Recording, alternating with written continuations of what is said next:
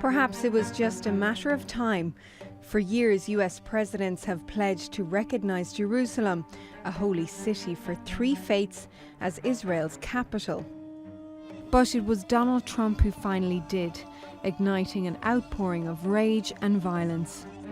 In the occupied West Bank, young Palestinians confronted Israeli soldiers. At least 3 people were killed and more than 80 wounded. We say that the US declaration dismissed all the positive decisions, hundreds of positive decisions, toward the Palestinian cause.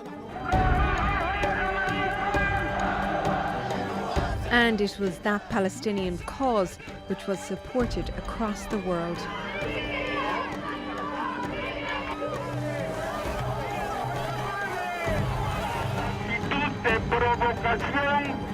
Contra el mundo.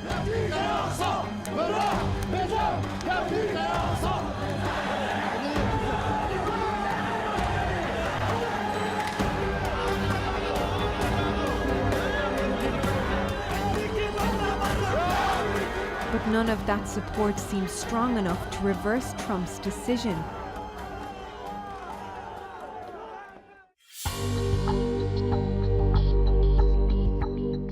As civilians took to the streets, an emergency summit was held in Istanbul, where politicians from Muslim countries spoke up.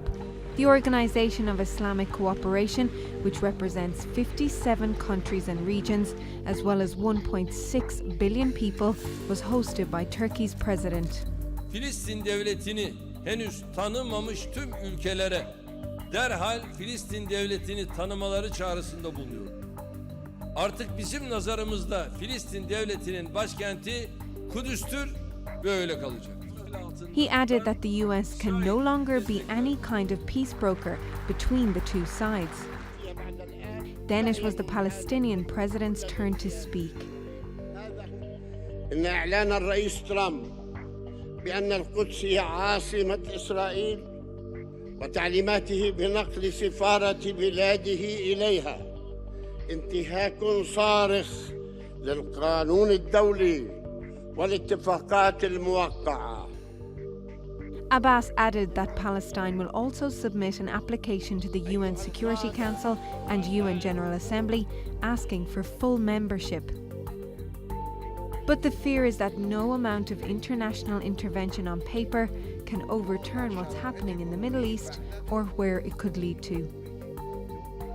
While those in Istanbul may have declared East Jerusalem as the capital of Palestine, Donald Trump and Benjamin Netanyahu insist it's Israel's.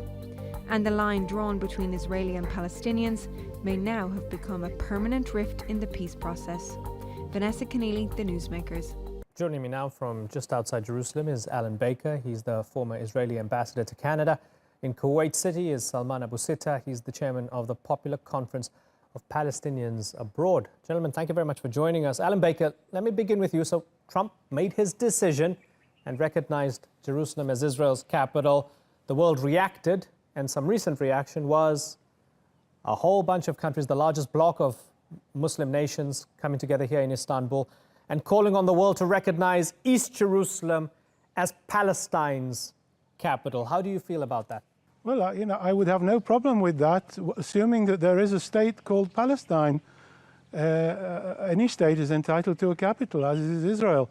So once a state of Palestine is established, and there isn't one yet, then the likelihood will be that it might well have its capital in Jerusalem. But that has not yet happened, and it's still not a state. What do you think about Trump's decision? I mean, is it something that will scupper any final status negotiations, as has been claimed? Will it scupper Oslo, or is he merely just framing and stating the status quo?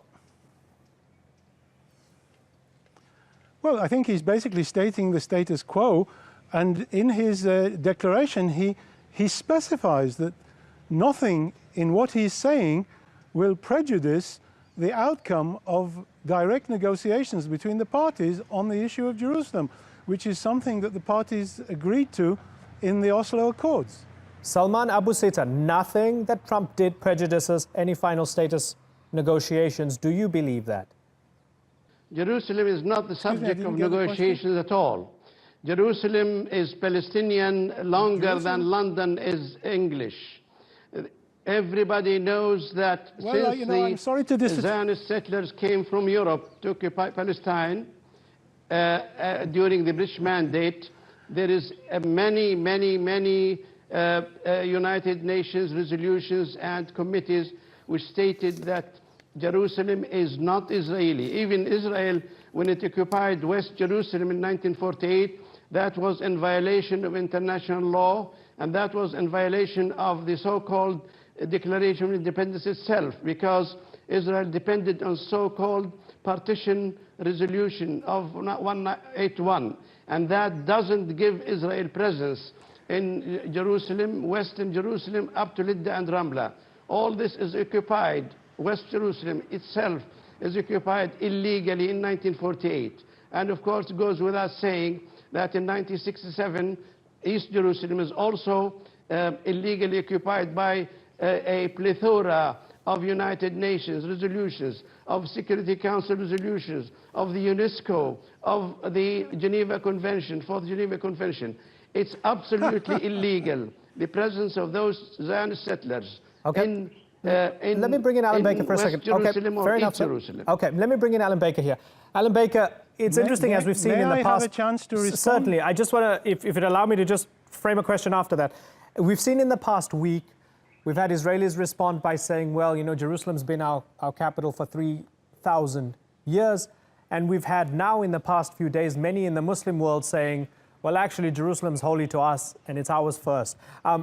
If we get into that with our parameters being religious, aren't we going to have an intractable conflict forever and ever? Why not use international law as a basis? And if we look at, for example, East Jerusalem, we find that it is, under international law, seen as occupied by Israel and annexed in 1980, and take it from there. Why not use international law as a baseline and not recognize something that the whole world doesn't recognize?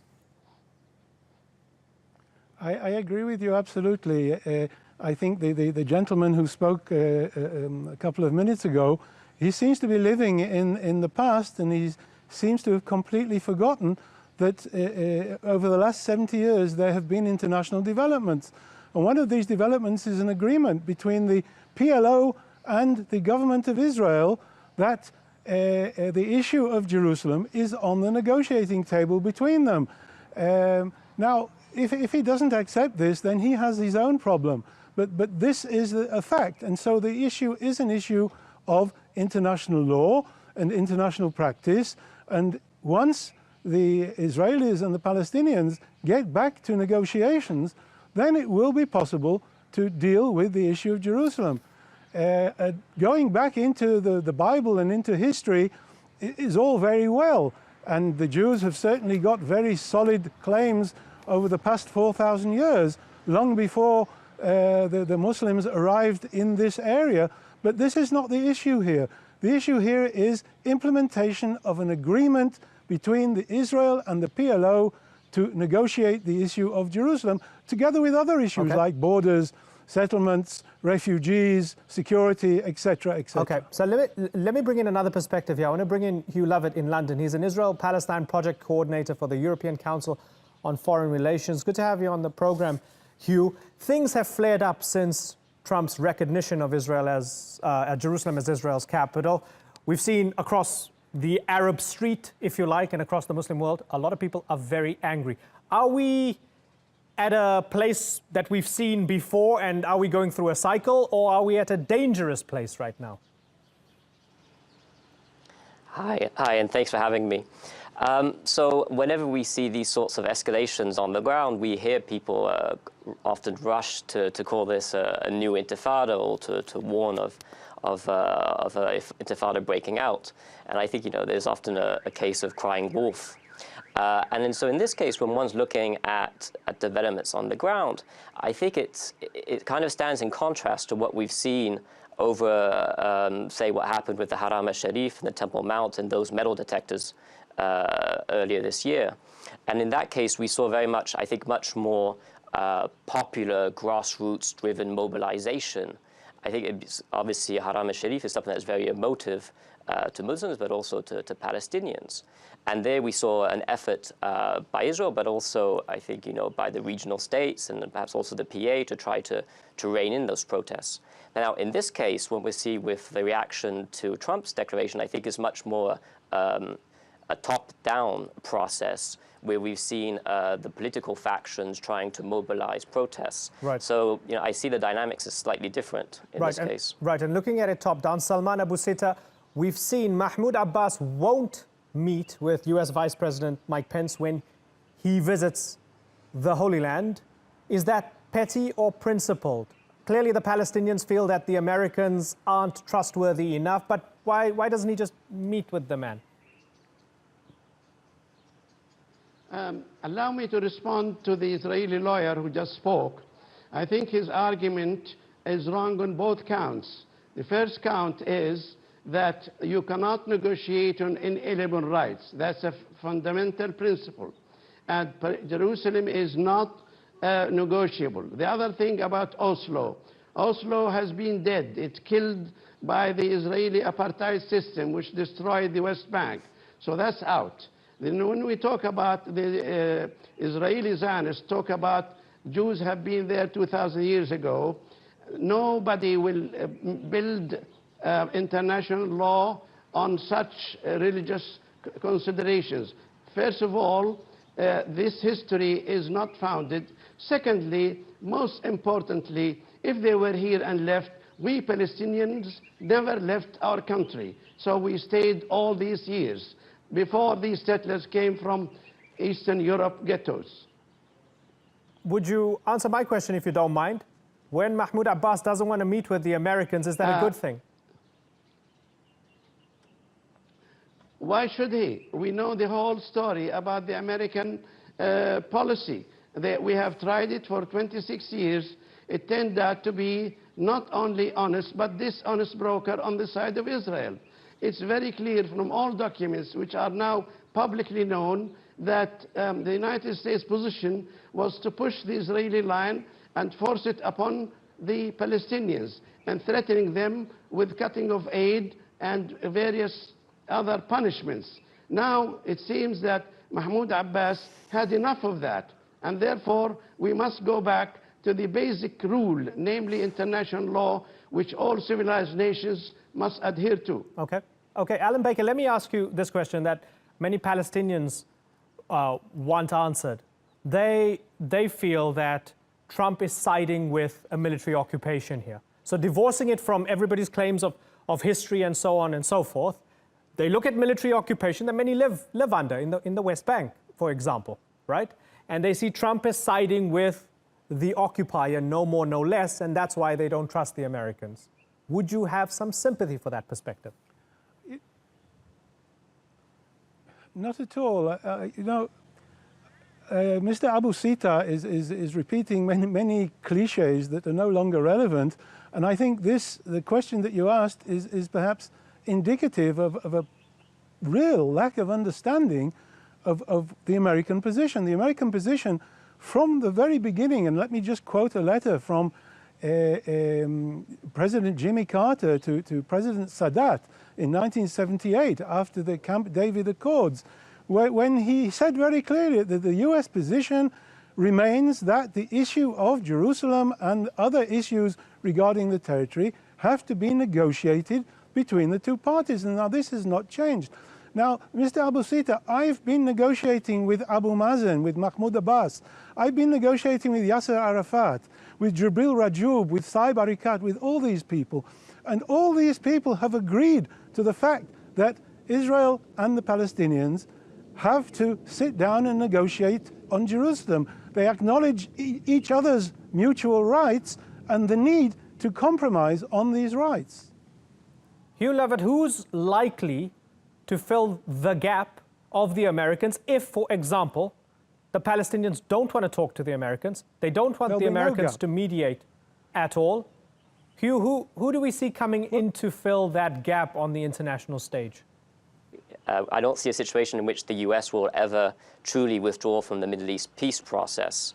And certainly I don't see Israel agreeing to talks without the presence of Israel, of the US, correction. However, I think what is clear now from the Jerusalem announcement is that we will see other players trying to move in a bit, and we will see the Palestinians increasingly pushing for multilateral talks. And to answer your question, I think in that situation, we'll see Russia already has shown an interest, and certainly it's been doing things on the domestic Palestinian track to promote inter-Palestinian reconciliation. But also perhaps there's a role for the EU, certainly not to create its own peace initiative, but to perhaps, to invest more effort in creating the conditions for a meaningful resumptions of peace talks in the future and moving Israel towards deoccupation and helping Palestinians promote inter-Palestinian reconciliation. And then lastly, I think, as ever, there's a role for the regional states to play, but this role has to continue to be based on the Arab Peace Initiative and not as Prime Minister Netanyahu and the Americans would want, which is what's called an outside-in approach, which resolves the Israeli-Arab conflict without resolving the Palestinian issue. Okay, so Salman Abu Sitta, the Arab Peace Initiative, if that is going to be used as a baseline for international or regional actors moving forward, it would mean still abiding by the hope for a two-state solution. Is that what you want, Salman? Let me make it clear. There will be no lasting solution which does not depend on justice and international law. Politics can bend the arms of weak people, but they will not last. Today, as you have seen in demonstrations all over the world, Palestinians and their supporters around the world are determined to implement international law. Any implementation of any agreement which is contrary to the international law will not last long. Now, if the United States tried its course of action for 26 years and failed, we are forced to come back to the basic rule, justice and international law. Anything else will not work. And I may say also that if, for example, people have been forced to accept certain situations, the first people who actually violated them, like Oslo Agreement, is Israel. By its apartheid policies, it actually built settlements, brought 100,000 settlers in the West Bank, all contrary to the Fourth Geneva Convention, and they are considered, according to this agreement, to be war criminals. So no solution can last if it is based on force and not on justice. Okay. That is the final solution for any Certainly, sir. solution. We are out of time, but I want to give Alan Baker 20 seconds to finally respond before I wrap and move on. Alan Baker, go ahead.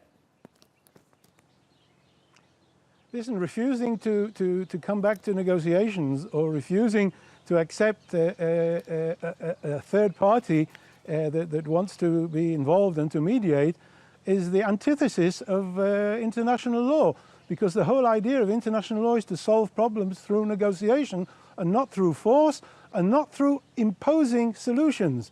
Any suggestion that the UN could be involved is absurd.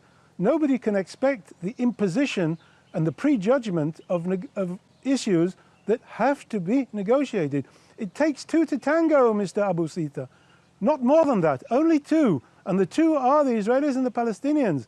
And you won't be able to get around that. Sorry. Well, we had a tango of sorts in the show today, and I appreciate you all No, the occupier and the occupied. Certainly. Sir, we are out of time, The occupier Mr. and Abu the Sitta. occupied cannot negotiate. Okay, you made your point. Salman Abu Sitta, Alan Baker, and Hugh Lovett. Gentlemen, I appreciate you all taking the time. Thank you very much for joining us on the Newsmakers.